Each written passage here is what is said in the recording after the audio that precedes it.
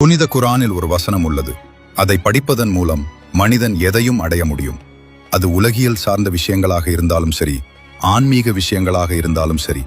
அப்படிப்பட்ட ஒரு வசனம் அது. இதை ஹஸ்ரத் சுலைமான் அலைஹிஸ்ஸலாம் அவர்களும் ஓதி வந்தார்கள்.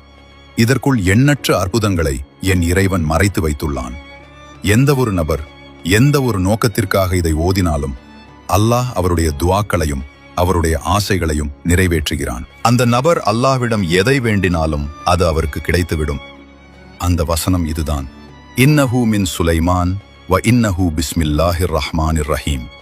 பொருள்: நிச்சயமாக இது சுலைமானிடமிருந்து வந்தது, மேலும் நிச்சயமாக இது அளவற்ற அருளாளனும் நிகரற்ற அன்புடையோனுமாகிய அல்லாஹ்வின் திருப்பெயரால் தொடங்குகிறது. இதை நீங்கள் ஓதத் தொடங்கியதும் உங்கள் தலைவிதி மாறத் தொடங்கும்.